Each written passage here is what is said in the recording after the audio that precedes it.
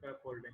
तो स्कैफोल्डिंग के बारे में आपको बता चुके हैं कि स्कैफोल्डिंग क्या होता है, और फोम वर्क के बारे में आप जान चुके हैं कि कितने कितने तरह के फोम वर्क होते हैं based on the materials that we use. और स्कैफोल्डिंग में आप देख चुके हैं कि शोरिंग क्या होता है, पिनिंग, स्ट्रटिंग, ये सब चीज़ क्या होती है, कितने टाइप्स के होते हैं, उनका पर्पस क्या होता है।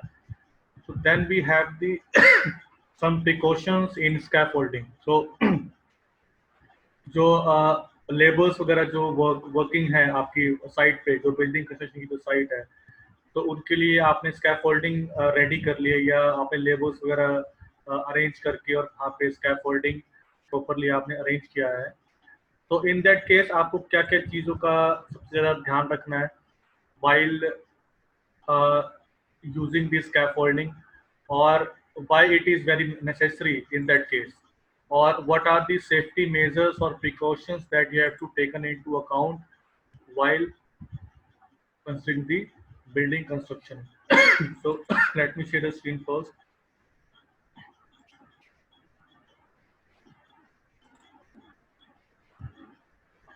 So I hope you are able to see the screen now. तो फर्स्ट पर्पस आपका जो स्कैफोल्डिंग में आपके बिल्डिंग कंस्ट्रक्शन में जो यूज होता है स्कैफोल्डिंग, तो ऑब्वियसली सबसे इम्पोर्टेंट पार्ट आपका स्कैफोल्डिंग में है safety. So safety of labours और वर्कर्स, ठीक है। तो ऑब्वियसली आपको सेफ्टी का ध्यान रखना बहुत ज़रूरी है बिल्डिंग कंस्ट्रक्शन में, क्योंकि अगर बिल्डिंग कंस्ट्रक्शन के टाइम कोई भी कंस्ट्रक्शन एक्टिविटी हो रही है, तो उस केस में कोई भी loss of life and property होता है। तो इन दैट केस आपका जो एस्टिमेट है कंस्ट्रक्शन का, बिल्डिंग कंस्ट्रक्शन का, ऑब्वियसली वो ज़्यादा हो जाता है। सो इन दैट केस अगर वर्कर की सेफ्टी की आप ज़्यादा प्रायोरिटी रखते हैं साइट पे, so that is very very important for it.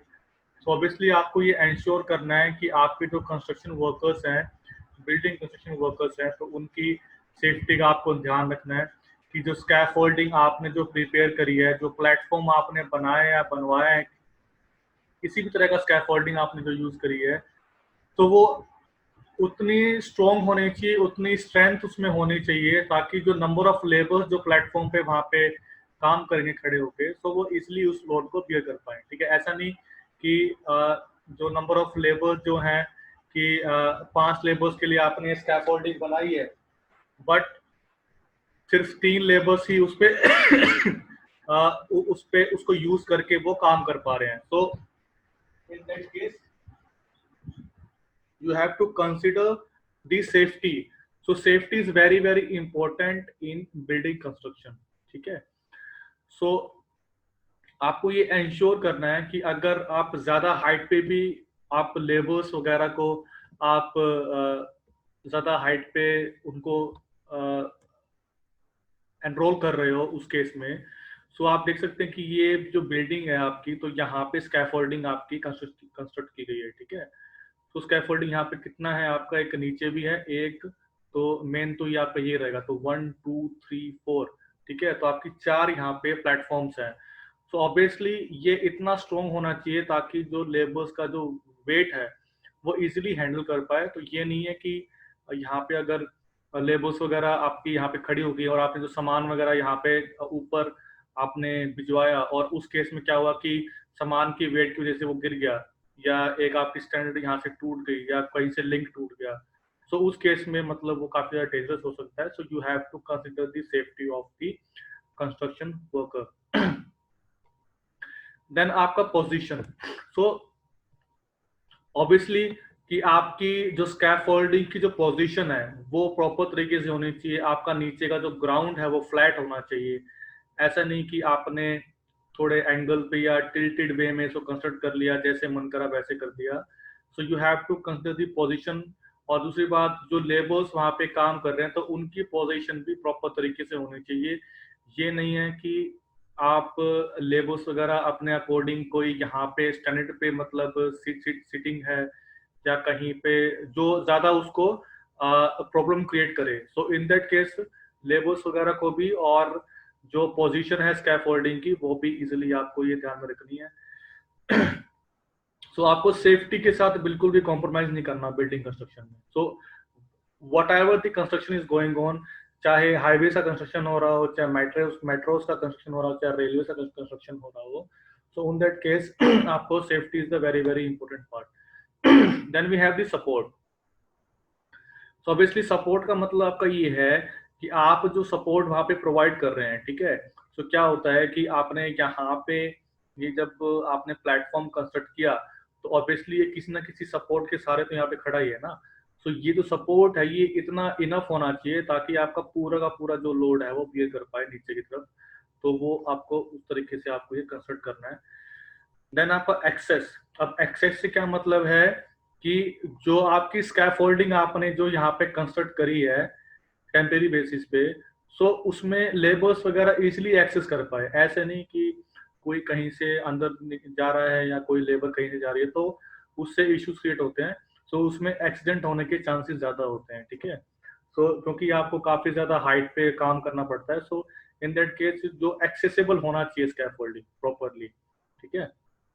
तो आपको इन सब चीजों का ध्यान रखना है while the construction is going on of building or any other thing. So scaffolding में these are very very important things.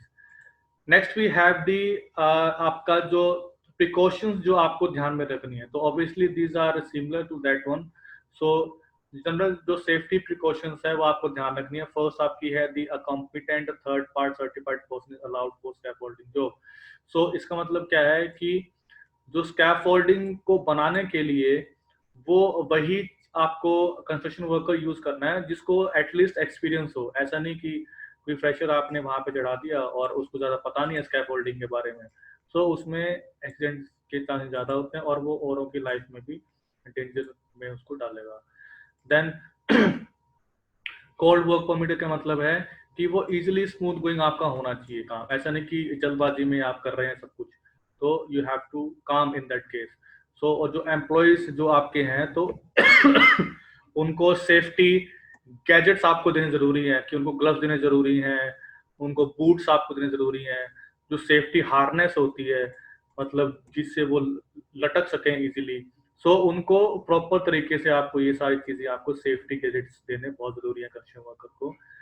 Then आप जो टूल्स वगैरह जो आपको दे रहे हैं वो भी आपको प्रॉपरली सिक्योर होने चाहिए. देन जो एरिया जो आपने कंसिडर किया तो वहां जहाँ पे स्कैफोल्डिंग आपकी चल रही है, जहाँ पे स्कैफोल्डिंग आपने कंस्ट्रक्ट करी है, सो वहां पे प्रॉपर साइन बोर्ड होने चाहिए, ठीक है.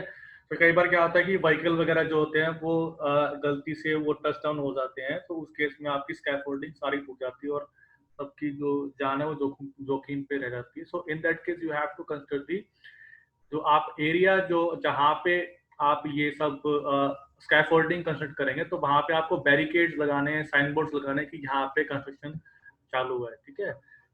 तो देन आपका नॉन स्पार्किंग टूल जो होते हैं तो वो भी आपके नॉन स्पार्किंग टूल का मतलब क्या है कि आपको इजीली मतलब कोई भी अपकमिंग ट्रैफिक है तो उसको आपको एक प्रॉपरली एक साइन देना है. जैसे आप देख सकते हैं कि ब्लिंक्स वगैरह आप ब्लिंकर वगैरह लगाते हैं साइड्स पे, तो रात को टाइम आप जब रात में काम कर रहे हैं तो इन दैट केस आपको हजार्डस एरियाज में आपको वहां पे नॉन स्पार्किंग टूल्स आपके जरूरी है. देन आपके जो मटेरियल्स वगैरह जो आप यूज कर रहे हैं वो मतलब नीचे नहीं गिरने चाहिए. ऐसा नहीं कि आप लेबर्स वगैरह हाइट पे काम कर रही है तो उसने डायरेक्टली नीचे गिर दिया जो सामान वगैरह. तो ऐसे क्या है कि जो नीचे अपकमिंग जो कोई भी लेबर है तो उसको उसमें इश्यू हो सकता है. देन ऑब्वियसली आपको लेदर बैग्स वगैरह चाहिए. कोई सामान आपको भिजवाना है तो या तो पुली के थ्रू या फिर आप डायरेक्टली उसको रस्सी के थ्रू आप उसको शिफ्ट कर सकते हैं ऊपर. देन वी हैव अगर हाइट ज्यादा है सो उस केस में आपको कह रहे हैं कि जो टाइज वगैरह जो लगाई जाती है तो वो टाइज आपकी प्रॉपर तरीके से होने चाहिए. स्कैफोल्डिंग में जो लिंक्स वगैरह आपने जो कंसिडर करे हैं तो वो इतने स्ट्रॉन्ग होने चाहिए, वो आपस में लिंक होने चाहिए प्रॉपर तरीके से कि थोड़ा बहुत भी अगर यहाँ वहां हो तो वो टूटे नहीं, वो लिंक्स निकले नहीं. So you have to consider this one also. फिर अगर कोई बारिश वगैरह आ जाती है स्कैफोल्डिंग में सो उस केस में आपको क्या करते हैं, आपको एक तरह का आपको छज्जा वहां बनाना पड़ता है. सो वो अभी आपको प्लास्टिक का या फाइबर का आप वो एक लेयर वहां पे बिछा सकते हैं ताकि आपको कोई जो लेबर्स वगैरह हो कोई इशू ना हो. फिर डिसमेंटलिंग. सबसे पहले जब आप उसको स्कैफोल्डिंग को हटाएंगे या डिसमेंटल करेंगे सबसे आपको ऊपर से स्टार्ट करना है, नीचे से स्टार्ट नहीं करना, ठीक है. ऑब्वियसली जब आप नीचे से आप निकालना स्टार्ट करेंगे तो ऊपर का जो स्ट्रक्चर है वो सारा नीचे गिर जाएगा. So in that case you have to start dismantling from the top. फिर आपको स्कैफोल्डिंग जो आप यूज कर रहे हैं उसकी आपके पास एक चेकलिस्ट होनी चाहिए कि हाँ इतने इतने साइज की जो स्टैंडर्ड्स हैं या रोड्स वगैरह हैं या लिंक्स वगैरह हैं या कपलिंग्स वगैरह हैं वो आप यूज कर रहे हैं. सो उस केस में आपको एक चेकलिस्ट आपके पास होनी चाहिए कि कितने आपने यूज करे हैं और कितने आपके खराब हो चुके हैं. उसके बाद एक जो लैडर हम यूज करते हैं इसमें, तो आप इसमें लैडर भी आपके पास एटलीस्ट होना चाहिए ताकि जो लेबर है, कई बार क्या होता है कि नीचे लैडर नहीं होता और लेबर क्या करती है कि साइड में से निकल के या कहीं से जुगाड़ करके और ऊपर प्लेटफॉर्म पर जाने की कोशिश करती है, बट उसमें क्या होता है कि एक्सटेंड होने के चांसेस होते हैं. सो इन दैट केस आपके पास लैडर होना चाहिए ताकि वो इजिली आपका जो लेबर है वो प्लेटफॉर्म पे जा सके और अपना काम कर सके बिल्डिंग कंस्ट्रक्शन का. देन आपके जो लूज मटेरियल्स हैं और क्लैंप्स वगैरह हैं वो आपके ऐसे वैसे नहीं रखने चाहिए, ठीक है. सो अगर कोई भी आपका क्लैंप्स वगैरह जो लूज है तो उसको टाइट आपको रखना है प्रॉपर तरीके से, क्योंकि ऑब्वियसली आपकी लेबर्स की लाइफ ज्यादा इंपॉर्टेंट है as compare to your project. So अगर लेबर्स की लाइफ रहेगी तो उनकी सेफ्टी का आपको जरा ध्यान रखना है.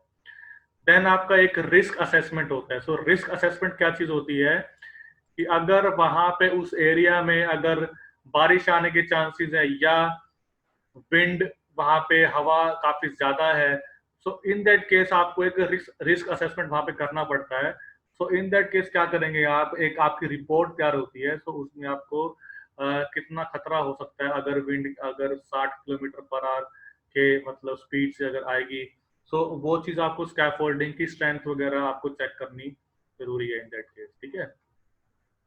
सो जो आपकी जो स्कैफोल्डिंग की, जैसे मैंने बताया था कि कल आपको डिफरेंट टाइप्स की आपकी स्कैफोल्डिंग बताई थी based on the materials used. तो उसमें एक आपकी स्कैफोल्डिंग टाइप थी टेस्टल. तो टेस्टल में क्या था कि आपके व्हील्स वगैरह यूज होते हैं, ठीक है. तो इसमें लॉक लगा होता है. तो ये आपका जो ये जो व्हील में आपका लॉक होना चाहिए, ऐसा नहीं कि ये मूवेबल है. तो यू कैन सी हियर, तो ये आपका यहाँ पे लॉक लगा दिया गया है. आपने साइकिल्स वगैरह भी कहीं देखी होंगी या आपने वो स्केटिंग्स वगैरह देखे होंगे, तो स्केटिंग्स में आपके लॉक लग जाते हैं, ठीक है. तो आप उसको मूव नहीं कर पाते. सो इन द सिमिलर केस आपका यहाँ पे लॉक लग जाता है ताकि आपका व्हील जो है वो आपका हिले डुले नहीं, ठीक है. So you have to consider this thing also.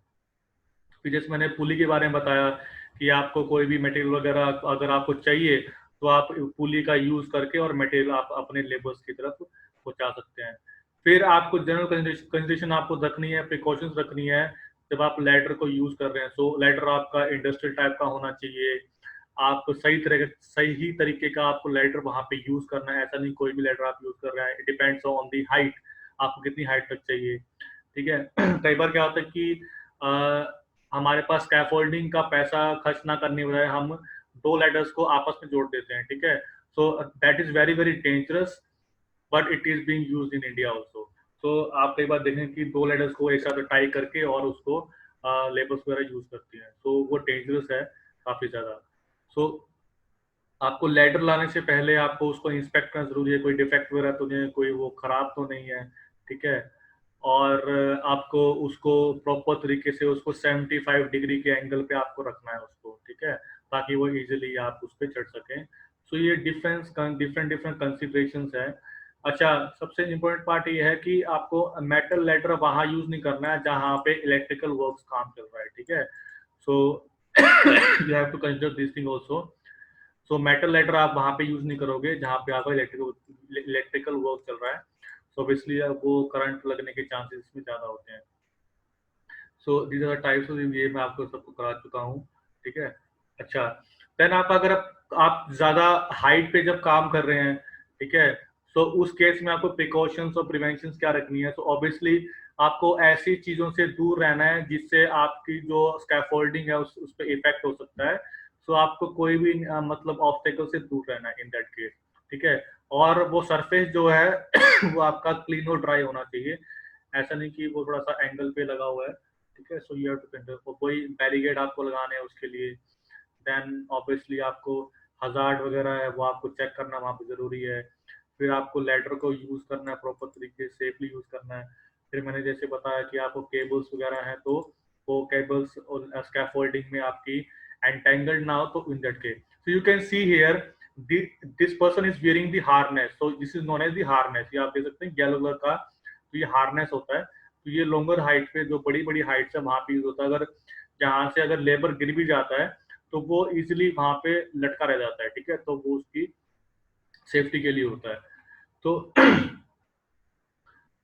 आपका फुटवेयर आपको चाहिए, ये सारी आपकी कंसिडरेशंस है कि हॉर्स का मतलब क्या है कि ज्यादा वहाँ पे घूमना फिरना नहीं।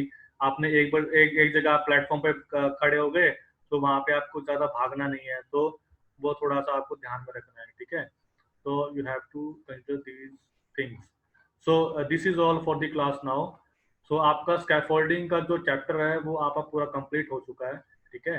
सो in next class we will do that आपका फिनिशिंग, बिल्डिंग फिनिशिंग जो आपका है, सो वो आपका आएगा, जिसमें आपका पॉइंटिंग, प्लास्टरिंग जो होती है, पेंटिंग होती है, व्हाइट वॉश होती है, कलर्स वगैरह, डिस्टेंपिंग वगैरह, तो हम उसमें रिपेयर्स और मेंटेनेंस का हम उसमें पढ़ेंगे नेक्स्ट क्लास में।